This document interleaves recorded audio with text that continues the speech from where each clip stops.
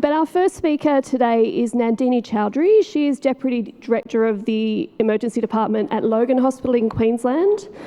Her fun fact for us today is that she's a crazy dog lady and she has 2 beagles named Holmes and Watson. And I'm going to need to see some photos. And she's talking to us today about paediatric rapid access clinics. Thanks, Katie. I'd first like to take a moment to acknowledge the traditional custodians of the land, the Kaurna people of the Adelaide Plains, the land that we speak on, and pay our respects to our elders past, present and emerging. And I'd also like to take a moment to pay our respects to other Aboriginal language groups and other First Nation groups. Now, I'm an emergency consultant who specialised in paediatric emergency medicine, a face and pen as we like to call ourselves. And when I was doing my training, one of my least favorite things was when I had to do 12 months of general pediatrics and I had to do outpatient clinics. So you can see the irony of the situation of me standing here today talking to you about a pediatric rapid access clinic, an emergency department-based pediatric rapid access clinic. So how did we get here? Well, it goes without saying that COVID changed how we did things in healthcare. I think it opened up this whole new portal of telehealth. And in the department that I work in, during what I like to call the peak of COVID, and I say peak of COVID because we had 0 cases of COVID in Queensland and we were all taking these extra precautions. And it was an interesting time because all of a sudden there was a whole bunch of staff that didn't have anything to do because outpatient clinics were closed. And it was a time when execs suddenly decided that they'd give us some money and space money and opportunity to actually run a telehealth clinic called the Mayo Clinic. Now, I'd like to point out that it's called the Mayo Clinic not because we have any affiliation to the esteemed Mayo Clinic, but because the consultant running it is actually named Mayo. There's Dr. Mayo Yanilla, and he's an FRA CP-PEM who works in my department. Now, the Mayo Clinic was essentially a follow-up telehealth clinic that we could refer any patient that was discharged from the emergency department who we thought needed acute follow-up within the next 24 to 72 hours. The idea behind it was that we would limit the time that people spent in the emergency department, hence limiting the spread of COVID, but at the same time providing good quality follow-up to patients who present to our pediatric emergency department. Now, fast forward to when COVID became the new normal, the telehealth clinic was not continued. Now, it was sometime, I think in mid-2022, that I found myself in an acting leadership position in the department that I work in.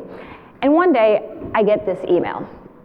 Now, I checked the timestamp for this email. It was sent to me on Wednesday, the 1st of June at 10:57 a.m. I was post on call, and I was actually not working that weekend because I was heading to Noosa for my sister's 40th birthday. Now, essentially, it was an email forwarded from my director who said, hey, there's some money from the Department of Health. Do you want to put in a business case? Yeah, sure. I can put in a business case. My husband always says that you need to do a job that you know how to do 50% of it, and you're going to learn the other 50% of it. Now, at this point in my career, I had been...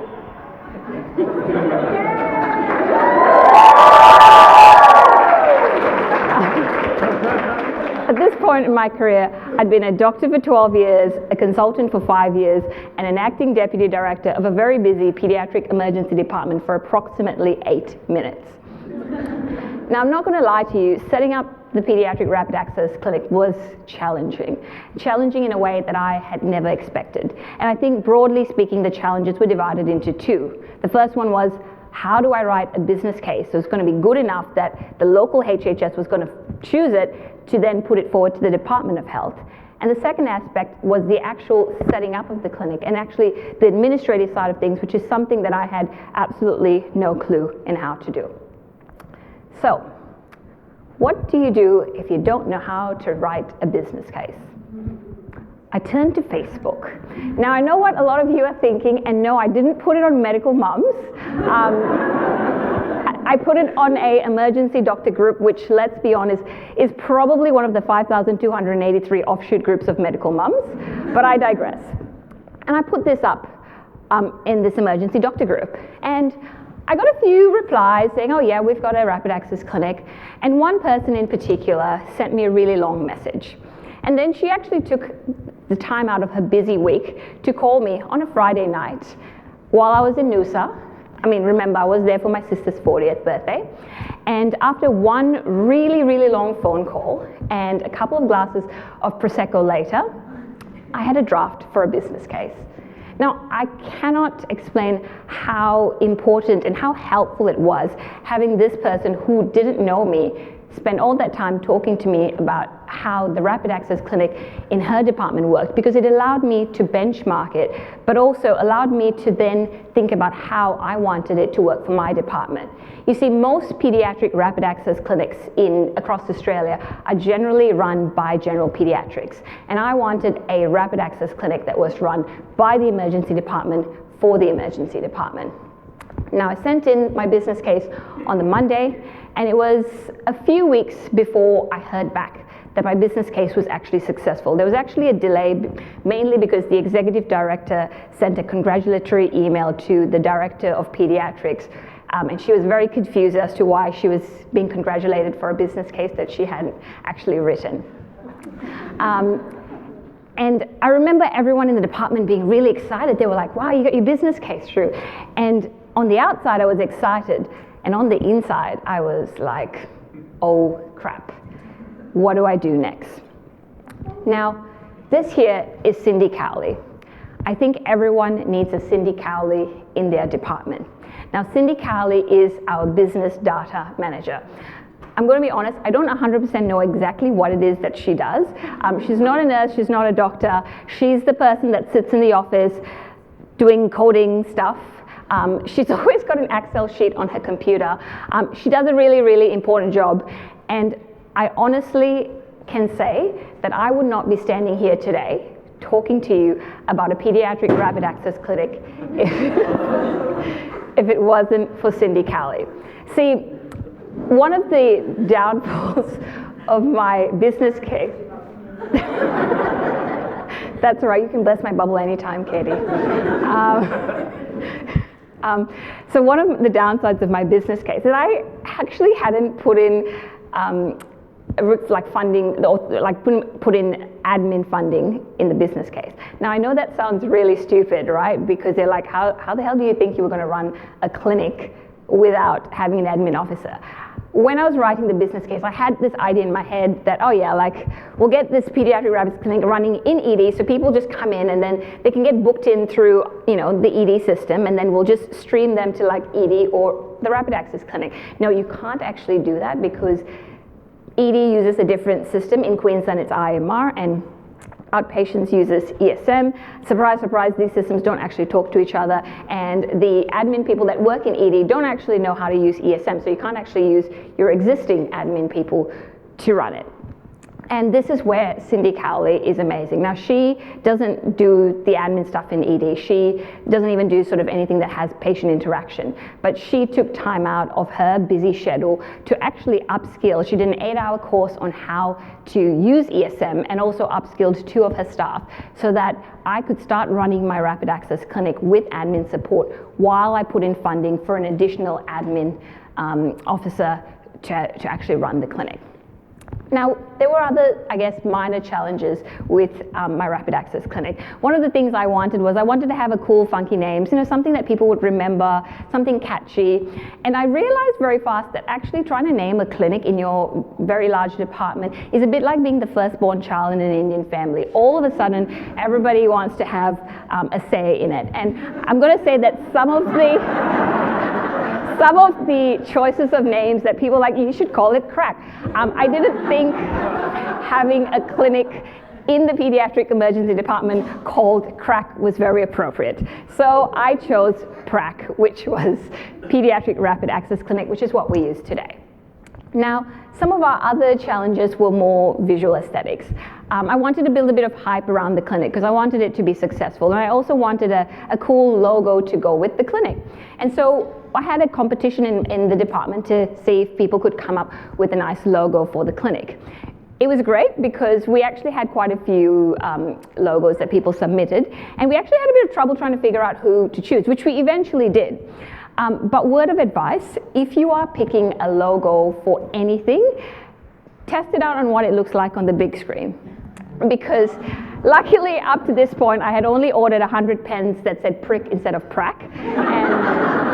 And so the one on the right with the girl, that is actually the current logo that we have today. Now the next big challenge was Medicare. Now I'm sure those of you in this room who do outpatient clinics will understand my pain, because I essentially had to do a crash course in Medicare. When I started this clinic, it was made abundantly clear to me from the executive directors that in order to get permanent funding, I needed to show that it generated own source revenue. So when I got the funding for it, it was only temporary for 6 months with the proviso that if it was successful, it would get permanent funding. And so this is where trying to get the Medicare billing right was, essential, because I had a vested interest in wanting to get the clinic to get permanent funding. Medicare is very complicated. You can't bill for a phone consult if the child isn't physically with the parent when you're doing a phone consult. You can't bill for an in-person consult if you haven't got the parent to sign the bulk billing form to give consent for it. And so for the first 2 weeks of running this clinic, we were chasing our tails trying to get this, oh wait, we forgot the parent to sign this form, all right, we'll email it to them, can you get them to get it back to us, and trying to chase it up. This is while we didn't actually have a dedicated admin officer, so it was a bit of a pain. And then one day I get this email from the finance manager of revenue, policy and performance at my local HHS. That's a bit of a mouthful. And I'm not gonna lie, this was my biggest heart sink moment in setting up this rapid access clinic, because it turns out that there is this thing called the National Healthcare Reform Agreement that states that you cannot bill if a patient is discharged from the emergency department and is referred to an outpatient service. You cannot bulk bill. And I had this huge heart sink moment, and I thought, crap, so this is the end. My clinic's gonna last for 6 months, and it's not gonna be continued. So I did what everyone would do, and I said, oh, let's have a meeting about this, not really sure what I was gonna achieve with it. And I still remember sitting in this Microsoft Teams meeting with this lady in this really fancy office, and she was very nonchalantly said, oh, yeah, that's fine, you can't bulk bill, but you'll just get ADF funding. And I was like, yeah, okay, tell me a bit more about this ADF funding. So that stands for activity-based funding. And essentially, and I'm not going to explain it very well because I actually still don't really understand how weighted activity units work. But essentially, every service that you provide to a patient, whether it's emergency, outpatients, inpatients, there's a weight, I guess, that's attached to it. And in this case, she said, oh yeah, it's about $300 per patient. And my jaw kind of dropped a little bit because that was more than what we were getting from Medicare, which is great. So since then, I would say the clinic's been going remarkably well because we don't have to think about Medicare and whether we're getting them to fill in the forms. About 3 months ago, I got an email from exec saying that it has been successful in getting permanently funded. We send every patient we text them a QR code after each time they present to the emergency department, and overall the feedback has been quite amazing. I recently also sent out a survey to staff to see how staff felt about the clinic, and again, overall the experience, everyone had seemed very, very positive. I think it makes people feel reassured when they're sending that patient home. You know, that patient that you think, oh, I'm just not quite really sure, but I think that they're well enough to go home, and you want them to be followed up within the next sort of week. That's where it comes really handy. We've had a couple of things that we've missed in the emergency department that's been picked up in clinic. I think yesterday I got a text from one of the doctors that works there, Louisa or Ilana, saying that there was a kid that was referred for chronic constipation, and it was an ASD kid, and turns out he's got hypothyroidism and she's starting him on thyroxine. So we've had some really good patient outcomes from that. That there is Emma, our admin officer. Last month I signed off a permanent contract for her to be permanently funded to our clinic. So I think everything's been going really well, and I have a few other things in the pipeline to hopefully expand the service, so might be here next year talking. But what I wanted to say was, this isn't a talk about me talking about a pediatric rapid access clinic and how to build a pediatric rapid access clinic. I think this really is a talk about the power of people and the power of the things that you can achieve when you have like-minded people and people on your side that are willing to go that extra mile and share your vision and goal. I know this sounds a little bit like I've plagiarized all the other talks that were here this morning, but I swear I did write this talk beforehand. But yeah, I think I wouldn't have this clinic if it wasn't for all the amazing people that helped me along the way. Thank you.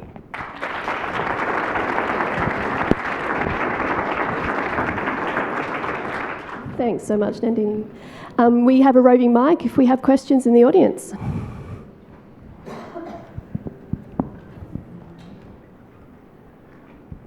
Cheers, Ben. Hi, I'm Damien Rowland from Leicester in the UK. So this is going to sound like a challenging question. Okay. So sorry. So the experience is clearly really good, and you've identified some cases which have really benefited from the clinic. But during COVID, we closed down a lot of our clinics and found actually that our injuries review clinic wasn't necessary. So we just got rid of it, and no excess kids have come to harm. Yes, we'd like the clinic. Yes, it might make some people feel better, but we weren't able to demonstrate that we were saving admissions or stopping people sending home. So how do you think so there's a danger with the clinic that you create a bit more work that you wouldn't normally have done? And I suppose I'm looking for that reassurance and evidence that you are adding value. Yep. That's a really good question. And I think when I had first started the clinic, and it was actually written in my business case, and I was like, yeah, we're going to reduce representation rates and etc. That hasn't been the evidence so far, that it hasn't actually reduced things like representation rates, because I think the vast majority of kids that do get discharged actually I think we give them the safety advice that they come back if they get worse, and sometimes in clinic they're picking them up, so they're then referring them back to the emergency department. So I agree, it hasn't actually reduced that. In terms of admission rates, it was never going to reduce admission rates, because if you look at the data, at least from my emergency department, less than 5% get admitted to the ward, so most of the people get discharged. I think where the value sits, particularly with my emergency department, is I work in a very busy emergency department where people have a lot lower socioeconomic backgrounds, and people don't actually have access to primary healthcare, or choose not to actually access primary healthcare because if they do need to pay, etc. And we found that, like a lot of people, when we tell them to go home and follow up with their GP, they're like, well, we can't follow up with their GP because I can't get an appointment. How many people can actually get an appointment with their GP within 48 hours to get that urine culture reviewed? And so I think that was really where the benefit was. The clinic isn't purely telehealth, it's also in-person reviews, and we give people the option to say, hey, would you like to come back in for a review, or would you like to be reviewed via telehealth? A large portion actually choose to come to be followed up via telehealth because it makes it much more convenient. So I think, yeah, you're right. If we're looking at it purely from a numbers perspective, it hasn't made a difference, but if we're looking at it from a people perspective, I think it's definitely made a difference.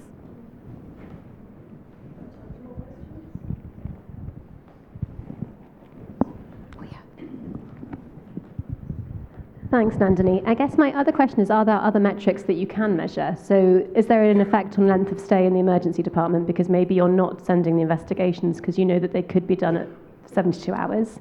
Or when I had another metric that I thought you could measure that I can't remember. But are there other metrics that could be demonstrated so that from a financial gain, as Damien's suggesting, that you can actually prove the worth of that? Yes, so I did think about that, but I think the current climate in our emergency department, we didn't have the time and resources to actually try and pull that data, because it is quite challenging to try and pull that data, even though we are 100% electronic, because if someone doesn't click that they're referred to prac, it's actually quite hard to pull that data. I am trying to, I guess, use it to further expand the services. And it's not something that I have done just yet, but we are looking into ways to expand it to actually include something like a pediatric virtual short stay. And I think the fact that I have a rapid access clinic that's based in the emergency department is opening up that sort of role. Again, it's not something we're doing yet, but I believe in manifesting and putting it out in the universe. So that's something that I am in sort of the work to try and build on that, because if you do want to have something like a virtual short stay, you do need to have a consultant attached to it. And I think having a clinic that is parallel with the emergency department makes that a potential use for it. But yes, I completely agree with both you and Damien that if you were to look at numbers and length of stay and things like that, it might not have necessarily had that much of an impact. But you know. Or it might. Yeah. I suspect if it was in my ED, it would, because you wouldn't send the investigations, because you don't need to know now. Yeah. Anyway.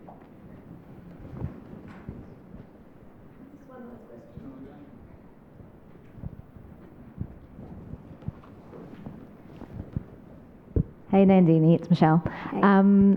We did this up at Sunny Coast for a little bit, and I think that what we found was that we didn't really fill the clinic with the patients that we were trying to refer back in, and we'd included things like burns reviews because we didn't have access to burns clinic and things like that. Part of that was because we were trying to run it on the 4th floor and we're on the ground floor, and that was a bit of a logistical difficulty with outpatient nurses and things like that who don't really have the same ethos as an emergency nurse. Not ethos, that's the wrong word. They don't have the same tolerance for things like sedation and things like that we were needing to be doing in that clinic. How many kids are you seeing through it to keep it sustainable? And I suppose my second part of that question is, do you think it needs to be a consultant doing it, or do you think you could use other models of staffing?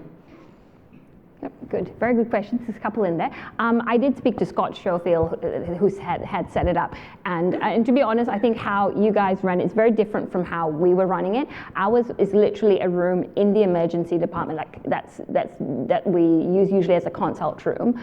And in terms of like how many patients we see, we roughly see sometime between 8 to 10 patients a day. I didn't go into the actual business case, but essentially my funding model was for 1 FTE of an FRA CP PEM. And I guess the reasons behind that were probably twofold. I felt that it needed to be a consultant to run it, and I wanted to also, I guess, vary the staff within my emergency department to have FRA CP PEMs in the mix. And prior to me finding out that I couldn't actually use Medicare, in order to bill, you could bill more things with an FRA CP PEM.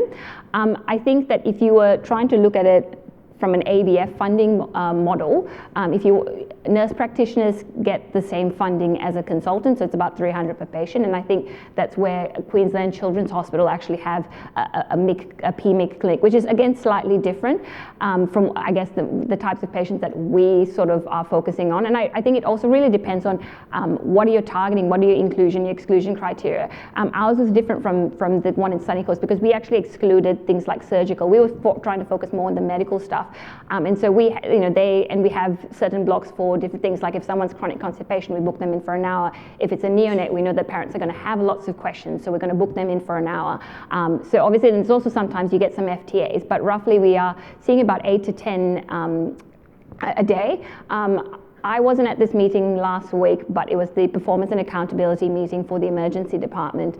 And for the 5 months that we had our rapid access clinic run, it generated about $270,000 in revenue. So that covered both the consultant and the admin officer. So I think it really depends on how you set it up and what are the types of patients that you're going to see. And so it's not a minor injury, illness. It's that kid that you're just a little bit not sure of. You know that they're going to see a consultant pediatrician who has specialized in emergency medicine. And the beauty of it is the fact that it is within the emergency department. So if the consultant says, this ASD kid needs bloods, which is what happened to this kid who had hypothyroidism, they just went into the emergency department, had their bloods, and then they got reviewed after that. So I think it's a slightly different way in which how you set it up, and I think that comes down to that. Okay, join me in thanking Nandini once again.